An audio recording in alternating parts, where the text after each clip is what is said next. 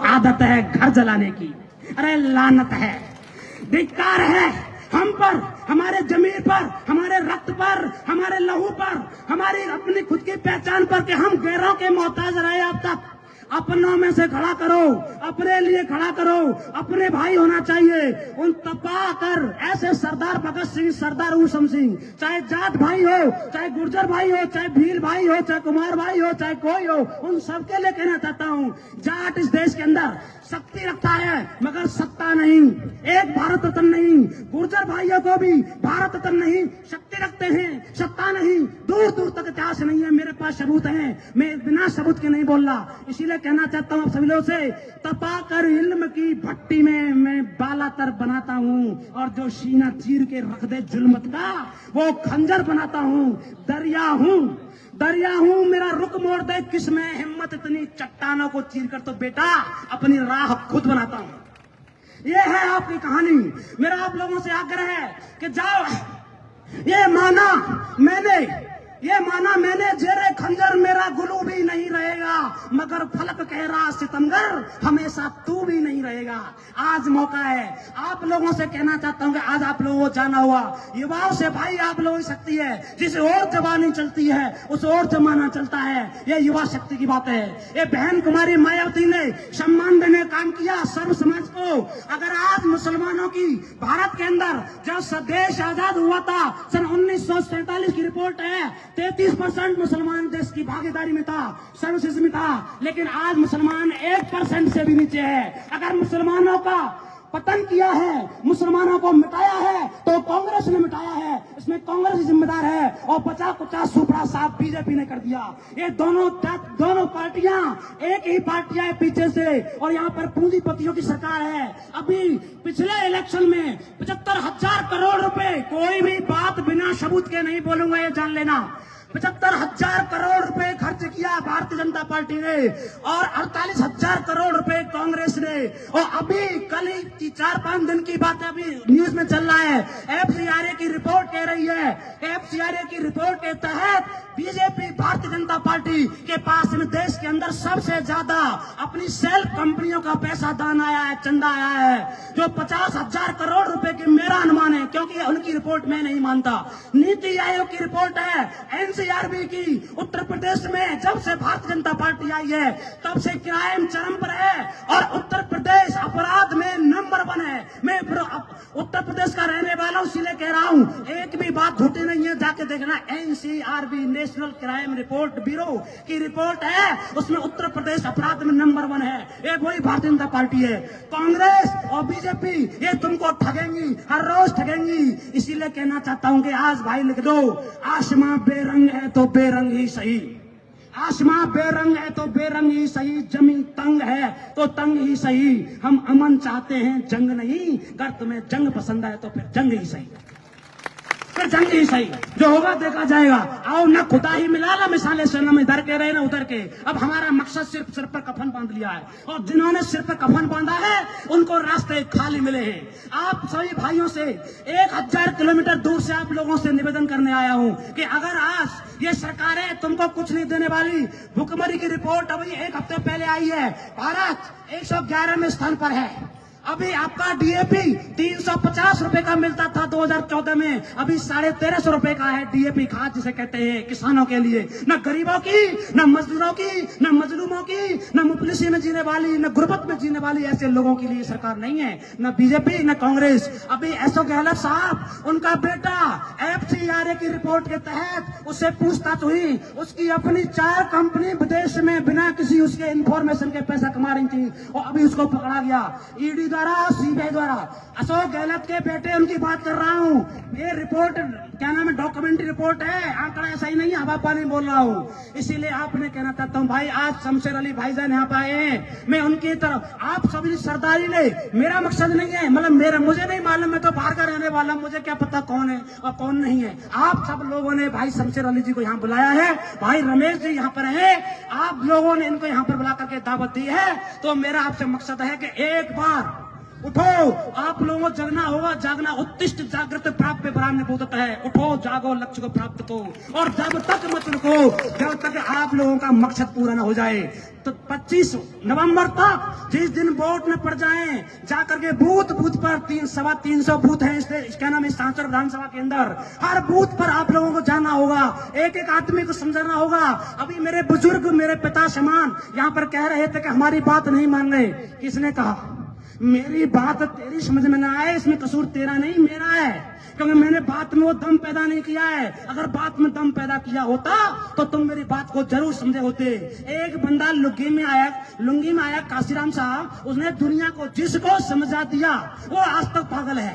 तब की बात छोड़ो, आज तक पागल है काशीराम साहब। तथागत गौतम बुद्ध ने, एक बार की बात है, को इतने ज्यादा चरम पर उनका ज्ञान पराकाष्ठा पर चल रहा था, तो 5 जल्लाद एक आदमी ने, राजा ने उनको मारने के लिए भेजे और कहा कि जाओ मार के आओ।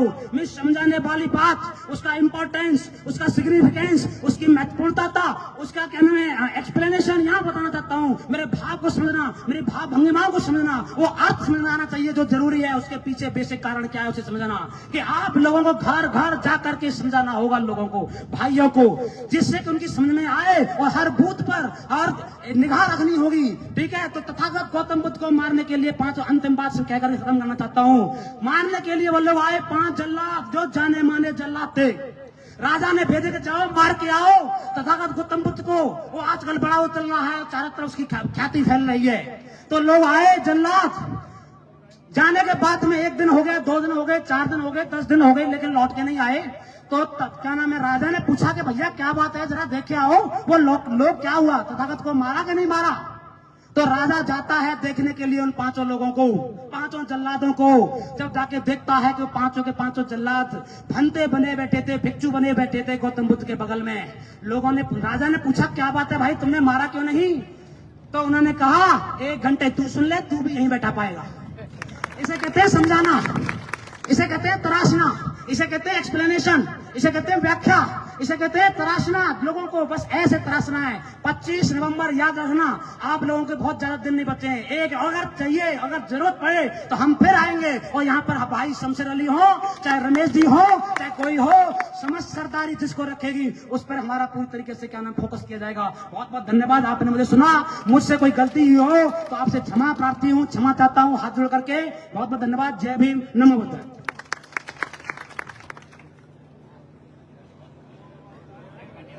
हेलो, मैं सभी विद्यार्थी जो यहाँ अध्ययन कर रहे हैं और विद्यार्थी बंधु हैं, ये हम तो गुजरे गए हैं, तो ये मामला आप तक आता है और आपके मार्फत ही ये कामयाब हो सकते हैं। क्यों, बुजुर्ग तो बैठ जाते हैं, अथाई भी कर लेते हैं, वो टाइम पे वोट तो दे देंगे, मगर आप संभालते हो तो सभी एक राय होकर के, सभी मतलब बंधु बाहर खड़े हो, इधर आ जाए और सभी मतलब एक राय होकर के कहो एक ही स्वर में, तो फिर कुछ आनंद आएगा कि भैया कोर कमेटी की जैसे 3 कैंडिडेट की भी आपके समक्ष बात की है, जो आप एक राय होकर के कहो तो फिर आनंद आएगा, तो समाज को भी थोड़ा ठीक लगेगा। और आप सभी अपने दलित समाज के भाई हो, तो ये आपका ये कर्तव्य है और आपका ही काम है। तो इस हिसाब से मेरा ये सबसे निवेदन है कि आप एक राय होकर के, आपके जिम्मे है ये वोट लाना, दिलवाना, और सब बूथ पे जो वगैरह की बात हो गई थी, वो शमशेर रतन जी को टिकट दिया, उसके बाद शमशेर को जीत दी।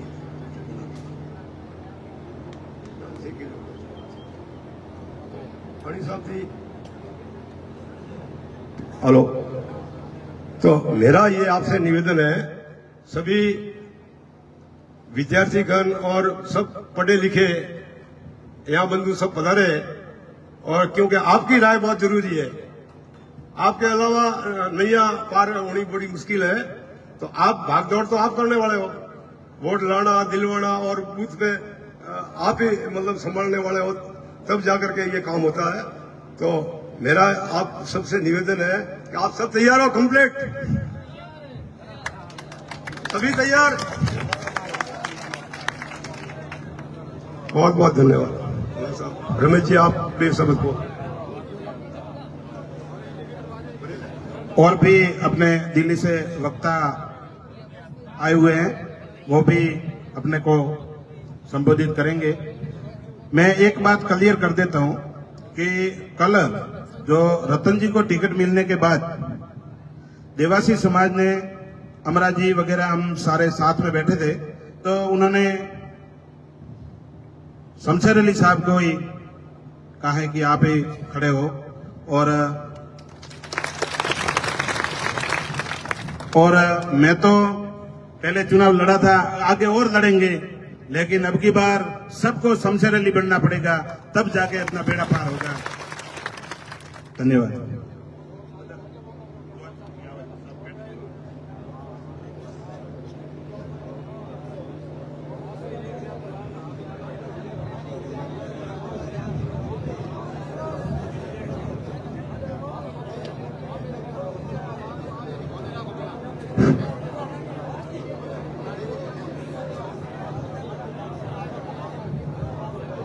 सभी सरदारी को बंदामी नमन। मैं भी 1000 किलोमीटर गाजियाबाद से चल के यहां पहुंचा हूं।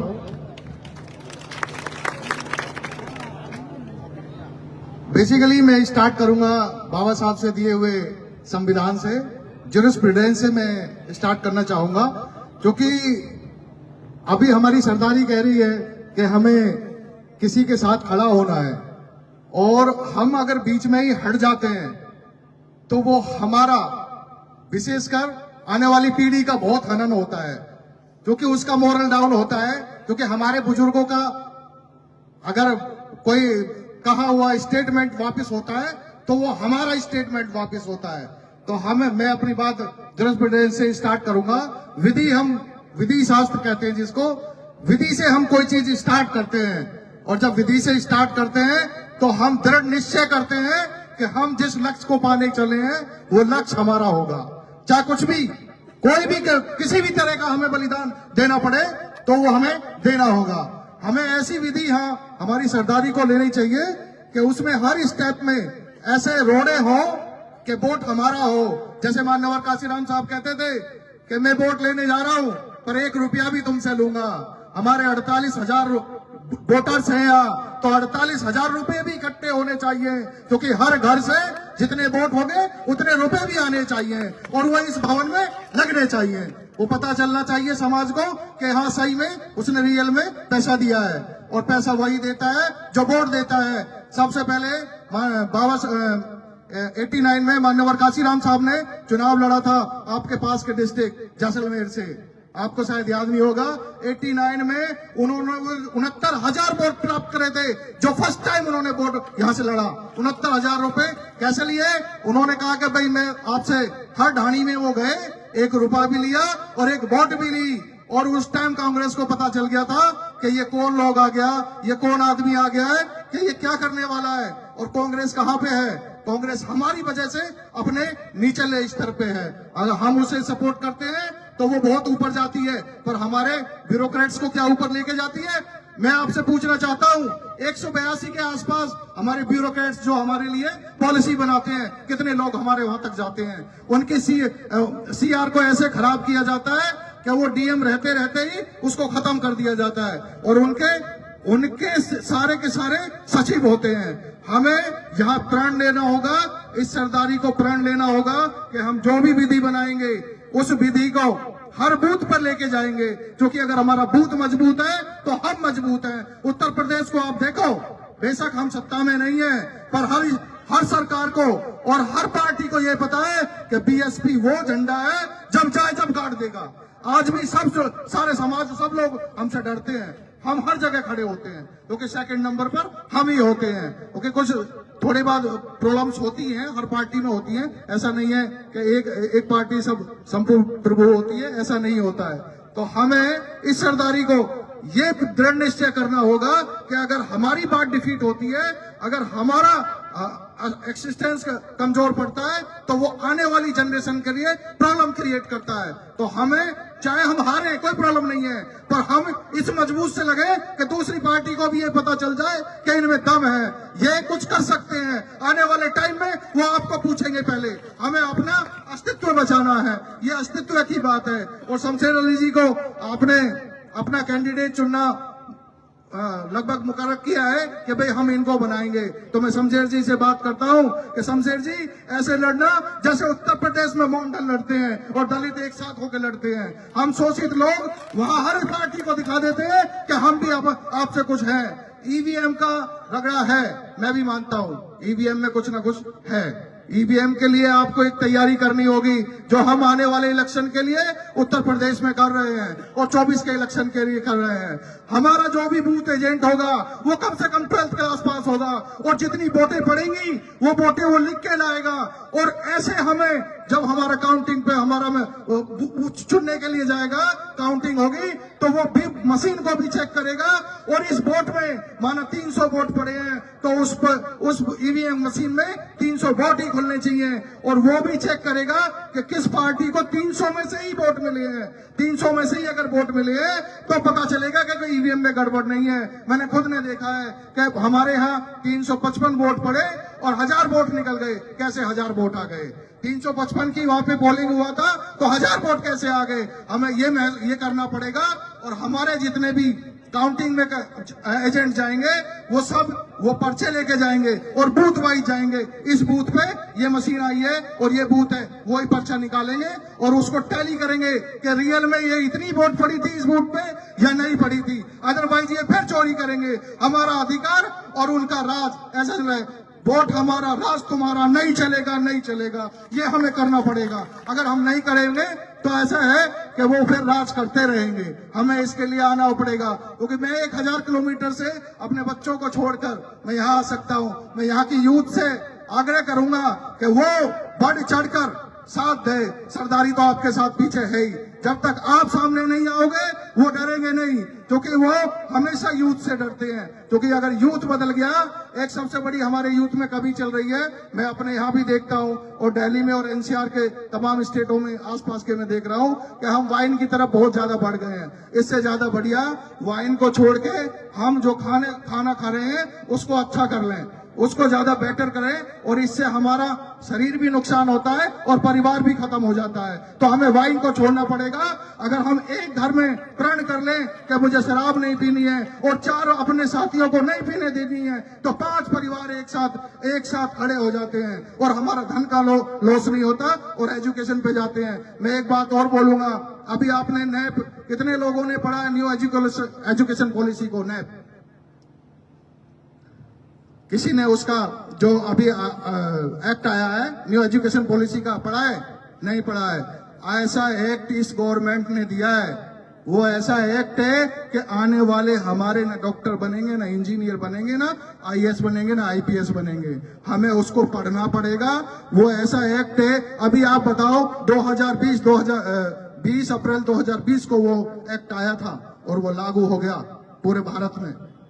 अब आप मेरे को ये बताओ, उस एक्ट में लिखा है कि हर घर में एक आंगनवाड़ी होगी और वहां गवर्नमेंट के खर्चे से चलेगी, और वो 3 साल से नीचे के बच्चे को स्टार्ट कर देगी पढ़ाना। अभी आप बताओ आपके कितने गांवों में ऐसा कुछ हुआ है? कुछ नहीं हुआ ना, कहीं कुछ नहीं हुआ, सब कागजों पे चल रहा है। और इतनी महंगी एजुकेशन वो कर रहे हैं कि आने वाले टाइम में आप में से कितने ऐसे लोग हैं जो 1 करोड़ रुपए देके अपने बच्चे को एमबीबीएस करा देंगे? 1 करोड़ रुपए कोई खर्च कर सकता है? किसी गरीब के बच्चे का आ गया तो उसके पास तो खेत भी बेचने को नहीं है कि वो खेत बेच दे और अपने बच्चे को एमबीबीएस की क्लास करा दे। और ये डॉक्टरों की फीस, अभी राहुल गांधी जी ने एक स्टेटमेंट जारी किया है पिछले वीक, वो कह रहे हैं कि हम आयुष्मान कार्ड की इन्होंने 5 लाख रुपए दिया है, हम उसे 10 लाख कर देंगे। मैं कह रहा हूं कि आप जितने भी हॉस्पिटल पूरे भारत में हैं उनको सेंट्रलाइज कीजिए। हमें 10 लाख रुपए खर्च करवाने की जरूरत नहीं है। अगर हमारे बच्चे उसमें जॉब करते होंगे तो हमारा जो बिल है, माना एक पीसीएम, 2 तरह की फाइलें ये लोग हॉस्पिटल्स बनाते हैं। 2 तरह की कैसी फाइलें, आपको तो जानकारी भी नहीं है। एक पीसीएम 90 पैसे की भी आती है और दूसरी पीसीएम अच्छी ब्रांडेड कंपनी से 5 रुपए की आती है। जो गवर्नमेंट को भी जो फाइल जाएगी वो 5 रुपए की पीसीएम के साथ में जाएगी और आपको खिलाई कौन सी जाएगी? 90 पैसे वाली। तो आप ये बताइए 4 रुपए 10 पैसे कहां से आए? 4 रुपए 10 पैसे का इतना मार्जिन ये है। और खड़ा कौन हो रहा है? वोट हमारी, राज तुम्हारा, नहीं चलेगा, नहीं चलेगा। ये चीजें हमें समझनी होगी। और ये चीजें कहां से आती हैं? ये चीजें आती हैं एजुकेशन से। हमें शिक्षा इन सब चीजों को देती है। बहन कुमारी मायावती ने, आप उत्तर प्रदेश के इतिहास को उठा के देखो, पिछले 77 साल में, मात्र 5 साल में 2007 से लेके 12 में पूरे स्टेट को बदल के रख दिया। और इनको ज्वेलसी होने लगी कि अगर इनको नहीं बदला गया तो आने वाले टाइम में उत्तर प्रदेश अगर हमसे छिन गया तो इतना बड़ा स्टेट हमसे छिन जाएगा और फिर हम कभी केंद्र में अपनी गवर्नमेंट नहीं बना पाएंगे। तो उन्होंने सबसे पहला छल हमारे साथ उत्तर प्रदेश से स्टार्ट कर दिया। हमें ये समझना होगा, हमें ये करना होगा। और बच्चे जितने भी मेरे साथी हैं, युवा साथी हैं, मैं भी ज्यादा नहीं 38 साल का ही हूं, तो मैं भी युवा ही हूं अभी। तो मेरे जो युवा साथी हैं वो इस बात का प्रण करें कि जो हमारे आने वाले बच्चे हैं, जो हमारे 18-20 साल के बच्चे हैं, उनके लिए एजुकेशन बचाना है तो अभी हमें अपने आप को कुर्बान करना पड़ेगा। अदरवाइज फिर हमसे वक्त पूछेगा कि जब ये कारवा लुट रहा था तो आप कहां थे। तो इस कारवा को अगर बचाना है तो आपको कंधे से कंधा मिला के हमारे बुजुर्गों के साथ खड़ा होना पड़ेगा, क्योंकि अभी हम अपनी विरासत को बचाने में कामयाब हो गए। मैं इन्हीं शब्दों के साथ अपनी वाणी को विराम देता हूं। सभी को नमो बुद्धाय, जय भीम।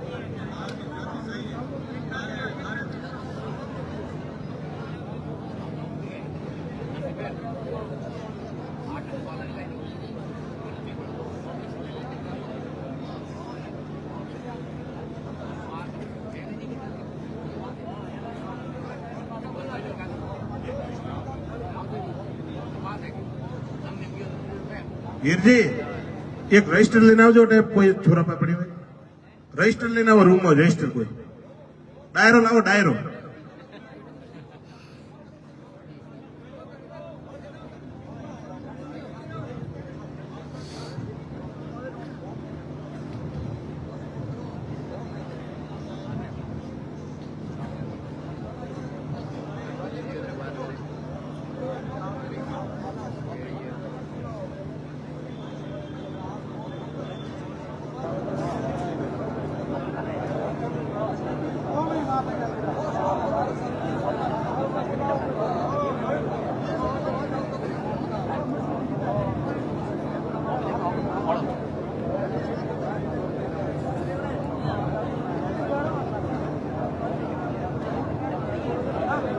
संसरेली बोली बोले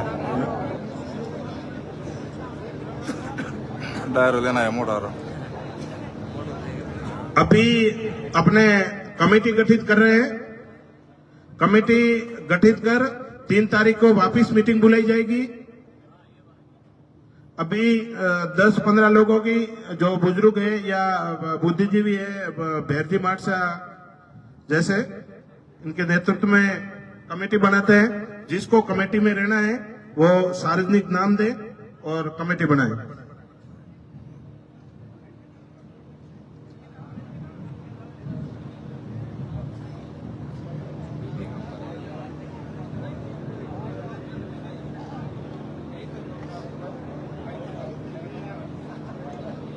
धर्मवीर जी, आपका उद्बोधन बाकी है, पधारो। हाँ,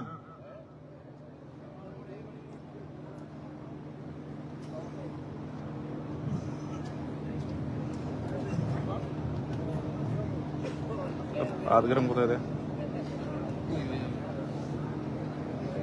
8 ग्राम में।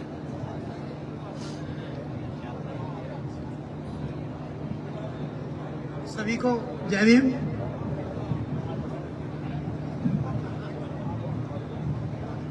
रमेश जी, बहुत बहुत धन्यवाद आपका। बड़े भाई का फोन आया, मैं गाजियाबाद से हूं, धर्मेंद्र गौतम मेरा नाम है। साथियों, वोट तो हमारी ले ली जाती है बहुत आराम से, बड़े हंस के, पैर पकड़ के, लेकिन जब आपका काम आता है ना तो गर्दन घुमा के ऐसे चल देते हैं। ऐसा नहीं होना चाहिए साथियों। आज कसम खा के यहां से उठोगे, बहुत भोले हो तुम, इतने भोले हो कि आप पर, आपकी वोट पर लोग राज करते हैं। पिछले 70 साल से आपकी वोट पर राज होता हुआ आया है। इससे आगे आपको आज हम कसम खानी होगी कि इससे आगे हम किसी को राज नहीं करने देंगे अपनी वोट पर। मेरे से वादा करो, हाथ उठा के वादा करो आप। मैं पहचानना चाहता हूं एक एक आदमी को साथियों। निवेदन करता हूं, आपके चरणों में निवेदन करता हूं मैं, मेरे समाज का एक एक बुजुर्ग, मेरे समाज के एक एक जो है युवा साथी मेरे साथ हैं। आप वोट बनवाने के लिए चले जाते हो, वोट डालने के लिए चले जाते हो, उसके बाद आपके जो अधिकारों का हनन होता है, आप उस पर क्यों नहीं खड़े होते हो? उस समय क्यों बैठ जाते हो चुपचाप? नहीं बैठना चाहिए हम लोगों को साथियों चुपचाप। हम चुप बैठने वाले नहीं हैं, अब नहीं बैठेंगे चुप। उत्तर प्रदेश के अंदर बहन जी ने 4-4 बार सरकार बनाई है। मैं साक्षात गवाह हूं। बीएसपी में मैंने खूब काम किया है, अच्छे से काम किया है। मेरी 40 साल की उम्र आ गई साथियों, बहुत छोटी सी उम्र है। 15 साल की उम्र में मैंने झंडा उठाना शुरू कर दिया था साथियों। 2 बच्चे हैं मेरे, एक बेटा एक बेटी। मैं बड़े मन से कह रहा हूं, मैं जब भी काम करता हूं सच्चाई और ईमानदारी के साथ करता हूं, और ईमानदारी कभी विफल नहीं होती, हमेशा सफल होती है। आज हमारे बीच माननीय शमशेर अली जी, आपने बुलाए, प्रत्याशी भी चुना। मैं उनसे निवेदन करूंगा, प्लीज कहां है वो, प्लीज खड़े हो जाएं। मैं उनसे निवेदन करूंगा, बड़े मंच के बीच मैं उनसे रिक्वेस्ट करूंगा कि आज समाज आपके साथ है, कल भी आप समाज के साथ रहना, कंधे से कंधा मिला के। साथियों, मेरी बात से सहमत हो या नहीं? मैं ये रिक्वेस्ट करूंगा अपने बड़े भाई शमशेर अली जी से। मुझे बड़ा अच्छा लगा आज समाज के बीच भाई साहब आए और आपने सपोर्ट करने का काम किया। हमेशा ऐसे ही कंधे से कंधा मिला के चलते रहना। पूरे उत्तर प्रदेश में ऐसे ही चल रहा है, यहां भी आप ऐसे चलाओ साथियों। इसी बात के बीच में अपनी वाणी को विराम देता हूं साथियों। जय भीम।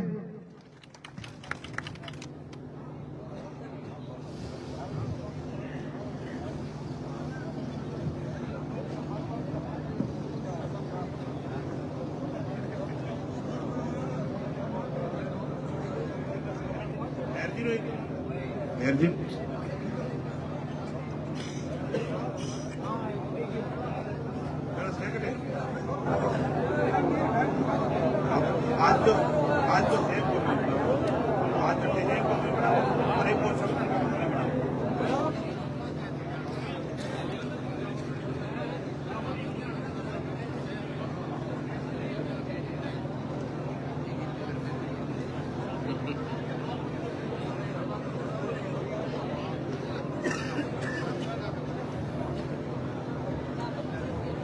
साथियों, अपने एक शमशेर अली जी की खासियत बताता हूं, जो यहाँ पे शायद बुजुर्ग लोग हैं उनको पता होगी।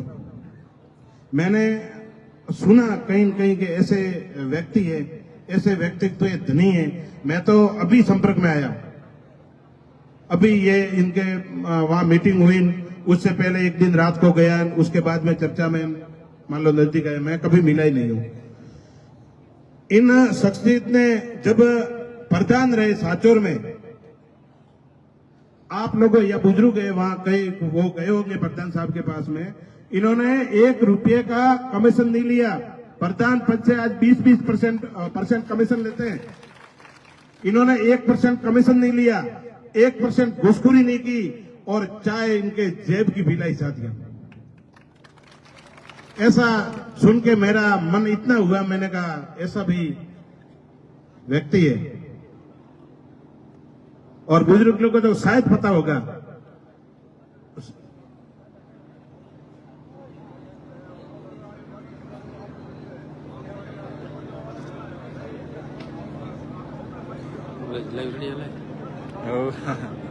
रेडी रेड है। अरे कर पुत्र पहला साल हुआ, मैं तुम लेट आया था। मुझे मिल जाएगा। अच्छा, संसद जरा संबोधन वाला कमेटी में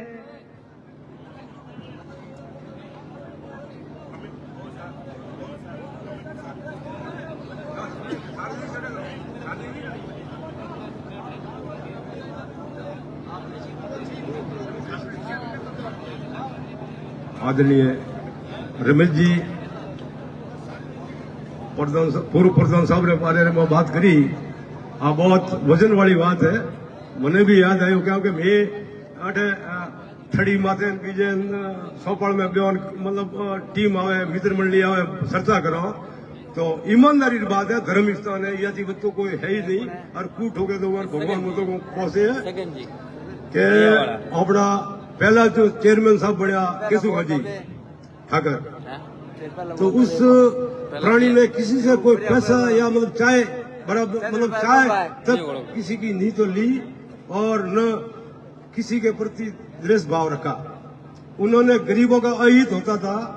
ये अपने जेडिया वासने अपने मेघवाड़ो मोहल्लो है उठे अतिक्रमण भूमि माफिया करवा मड्या हाव करवा मड्या अस्तीफा दीधो करो।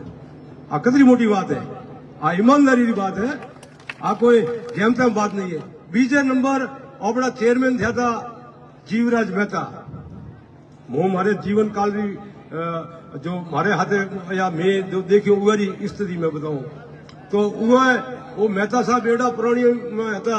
वो केरी चाय नहीं पीती, केरो रिव्यू नहीं लीधो और 82-83 रे मोए प्रशासन शहरों संग हलो सबने रिव्यू में पटो। गरीबों ने घरे आवे सबने पट्टा दीदा। मोरे बाट बैठा हुए ने सबने फ्री पट्टा दीदा।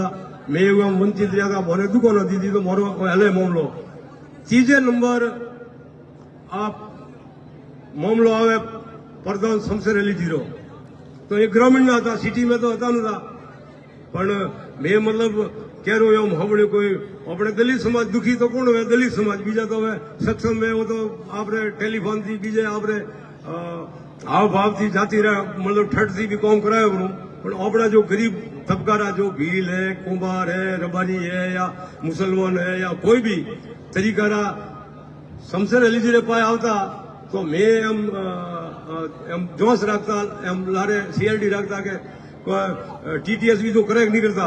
तो मैं राम धर्म थी को मतलब शमशेर अली जी कह रहे पाई थी, न तो चाय पीती न दुगली नीति रखी, स्पष्टवादी रहा और स्पष्टवादी रहा थी। अपनी आ भावना भी बने। रमेश जी कीधु कि वह हिसाब थी मारू भी मन टण्यो तो अपनो भी आ समाज रो एक कर्तव्य बने कि अपना भाई है। हमें ओपे आ बीड़ो उठाओ तो हमें ओपे आ शमशेर अली जी ने केवार हकदार था कि भाई हमारा कोर कमेटी का काम निर्णय करेगा, रमेश जी रो नंबर लागेगा, वरे राई का समाज रो लागेगा, आप रो लागे।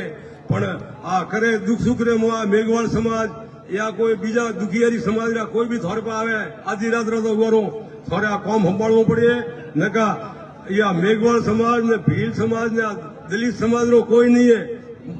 पूर्व प्रधान महोदय आप होबड़ो के मारो या गरीबों रो कोई होबड़ो वालों है नहीं। अदरे मैं थोड़े विनती करो के कोई भी सूचित वर्ग अन्याय रे खिलाफ अपने जो चोरी करिए तो 100 जेल जातो, 2 नंबर रो धंधो करे तो कदी न छूटे न। मोरे कोई 2 नंबर रो है, कोई चोरी रो है, कोई बीजो है। आखड़े DP है, खड़े तार खेसो होगा, खड़े आ यूं काम है, बीजू कोई काम है, कोई बीजो है खेती करे अच्छी कमाई मजदूरी करे, बीजू कोई उड़ तो हाड़ी नहीं आओ तो मेघवाल समाज में पण हवे भाग मोरा एवा है जे मोरा कर्मचारी खटे है नहीं खटे हो, कोई काम है कोई काम है। जय हो।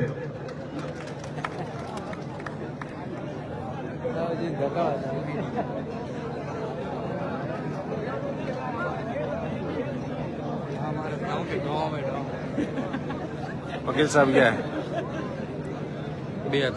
हाँ। थोड़ा वकील साहब हमें भरो मोरे हाँ बस बस बस आज आ मीटिंग करी की कर लागे रेडी है हैं?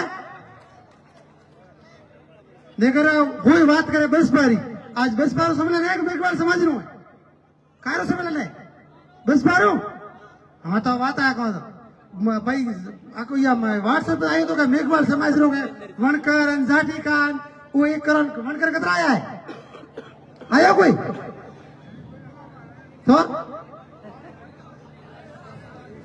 तो आज सेठ रोडो ये रहे आज एकदम डॉक्टर साहब नता बोलावना आज अच्छा ऊंचो हली करी केम के हाँ डॉक्टर साहब है आज एक अभी मैंने एकदम हमारा आवेश में आप तो हाथ उठा कर अपना एकदम आवेश में नहीं आवा रहो सभी एक राय में एक निर्णय लो पंच पटेल हो जाए गांव जाए पूछी फंसे वहां पर निर्णय लो मैंने एकदम लारे प्रवास में ठोके जाए तो हमें ठोके रही हो उस और हज में काम कर लो है ठीक है एकदम कह रहे बेकावा में नहीं आवनो ठीक है धन्यवाद जय भीम जय भारत पहल के कांग्रेस ने 15,000 वोट जीता था अपनी समाज में मळ्यो कहूं अंद मने फ्री रूम रे मोय लेके ब्रंत प्रमुख बनावे केने प्रधान बनावे वरी केने कोई बनावे यो करे करे इको गाजन भले ले जाए बाकी समाज रो निर्णय सर्वोपरि है और आप ही समाज है और समाज बहने निर्णय लीधो है और बाकी जो घरे रे आवे तो आपणे एक बीजोरे तनवाड़ा है एक बीजोरे तनवतन वाला भाई पंडे एक बीजोरे मारा कोई मारो भाई न मानतो तो ते जान लावजो वो आपणो फर्ज है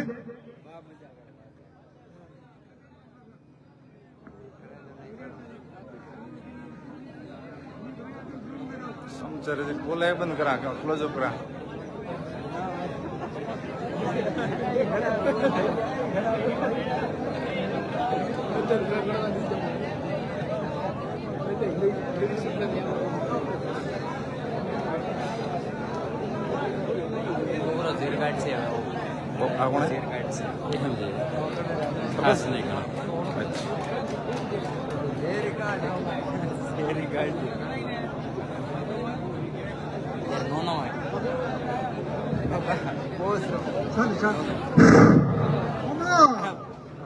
हमके दानो नंबर है ही आज पूरा नाठ्यो तो कोई नहीं है हमके राज करवानो हाथ चल रहा पक्के पक्कू 100% है मेरा निवेदन है ये राज करेगा इतना कह रहा हूं बाप जी का आशीर्वाद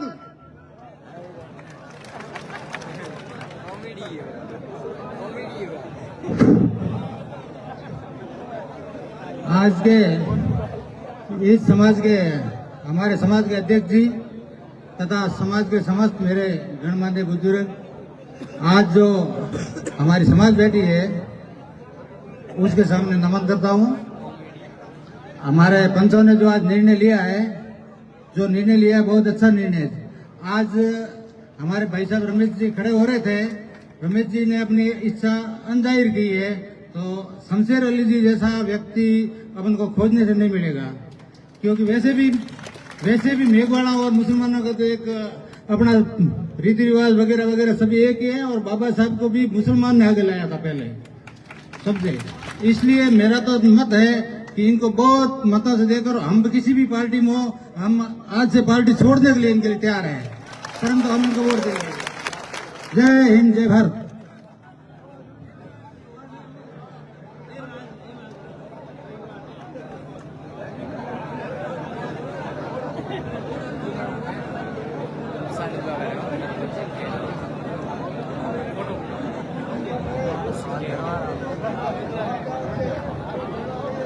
जय भीम। मेरे समाज के सभी पंच पटेलों, युवा भाइयों, बुजुर्गों और बाहर से आने वाले साथियों, शमशेर अली जी और मेघवाल समाज के अध्यक्ष श्री ज्वाराराम जी, सभी को इस मंच पे आमंत्रित होने के लिए बहुत तहे दिल से धन्यवाद देता हूं। ये हम देख रहे हैं कि बाबा साहब की अनुसार अगर अपन चलें तो बाबा साहब ने तो कहा था कि कांग्रेस एक जलता हुआ झोपड़ा है, उसमें मत रहना। लेकिन तो आप सभी लोग कांग्रेसी हो, सभी लोग कांग्रेसी हो, मुझे दिख रहा है सब कांग्रेसी हो। अगर किसी के साथ में धोखा करना है तो करना मत। और एक बार इस आदमी को जिताना है कि भाई बुजुर्ग आदमी है, तो भी कोई जरूरी नहीं है कि भाई हम कह रहे हैं कि नहीं बसपा को ही वोट देने पड़ेंगे। आप तय दिल से खुले हो, लेकिन किसी के साथ में गद्दारी मत करना। अपने मेघवाल समाज के 48,000 वोट है और अभी अपने यहाँ 200 लोग खड़े हैं। कितने हैं? 200। कम से कम 10,000 लोगों की भीड़ होती तो अपन कुछ निर्णय लेते। और उसमें कह रहे हैं कि रबारी भी अपने साथ में आ जाएंगे, मुसलमान भी साथ में आ जाएंगे। अभी मुझे मेघवाल के अलावा कोई दिख नहीं रहा है, और वो भी सिर्फ 200 लोग हैं। कम से कम 10,000 15,000 लोग होते तो अपन कुछ निर्णय लेने में सक्षम होते।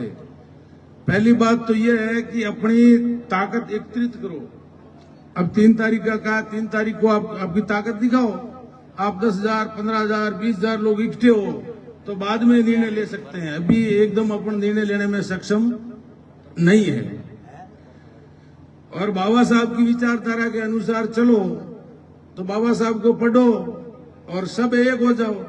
आज इसमें कई भाई लोग हैं वो कांग्रेस के चेहते हैं, कई भाई लोग हैं वो बीजेपी के चेहते हैं, कोई भाई लोग मेरे जैसे वो वामसिप के कार्यकर्ता तो है, लेकिन अपने वजूद के लिए कहीं न कहीं किसी के पास रहना पड़ता है।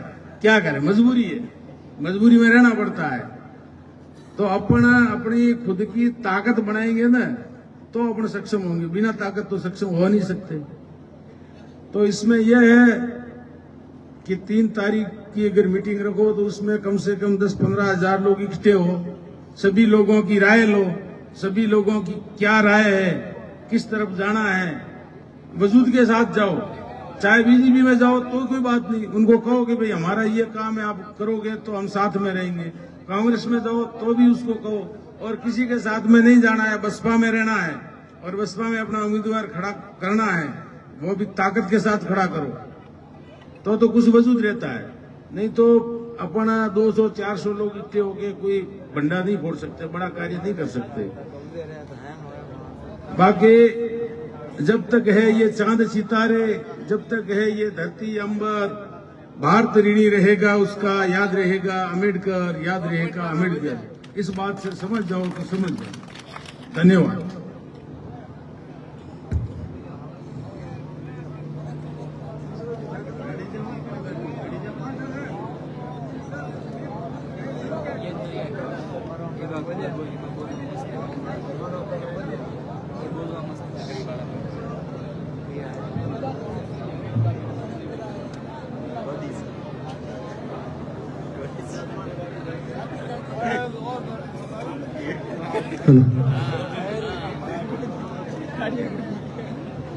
मेघवाल समाज के अध्यक्ष श्री जवाहराम जी, पंच पटेल, आज मीटिंग बुलाई मेघवाल समाज की। नक्शा कह रहे थे कि 200 लोग हैं, भाई साहब 200 लोग नहीं है, 2000 लोग हैं। और अभी पहली मीटिंग है, पंचों की मीटिंग है, और समाज ने निर्णय लिया वो सर्वप्रिय है। और आगे भी सभी को एक राय होकर के साथ देना है। धन्यवाद।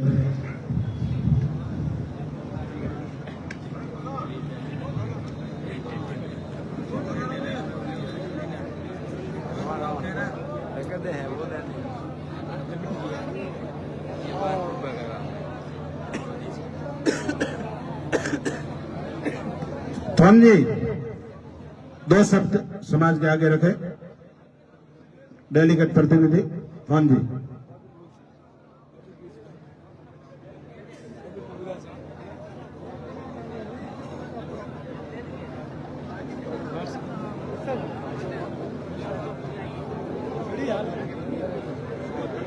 फिनिश कर देना भाई गई नहीं है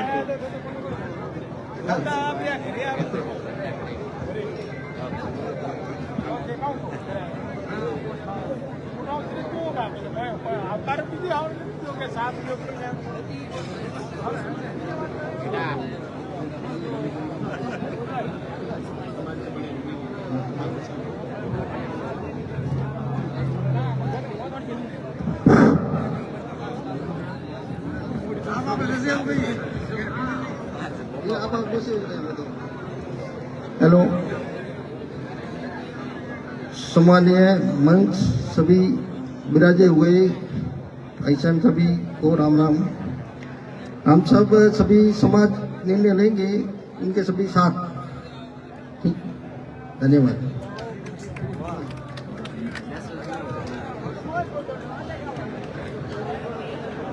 आज मैं यहाँ पे देखता हूँ उसमें से जो 2018 में चुनाव लड़ा था उस समय पंच पटेल रात दिन एक किए था, वो सभी लोग यहाँ हैं। उनके बाद में अपने सामने थे वो भी यहाँ उपस्थित हैं और मैसेज के जरिए मीटिंग बुलाई थी, न किसी को फोन किया। फोन हर व्यक्ति को कर नहीं सकते, कोई नाराज हो जाता है, इसलिए मैसेज किया था और मैसेज के जरिए कार्यकर्ता, दौड़ने वाले कार्यकर्ता यहाँ पे पहुंचे। मैं उस समय 2018 में चुनाव लड़ा था, उस समय जोधाराम जी, ये नीलाराम जी, ये मूल जी, ये 20-20 वर्ष के हो गए थे। ये सारे बुजुर्ग पंच 20-20 साल के, ये पौसाराम जी जो हौजरो भूत थोड़ा होता, मतलब वी वर्ष जोड़े थोड़े जो दौड़ता, ठीक है। वो ही हमारे बीच में उपस्थित है और कमेटी बन गई है। जो कमेटी निर्णय लेगी वो अपने सबके लिए सर्वोपरि है। धन्यवाद।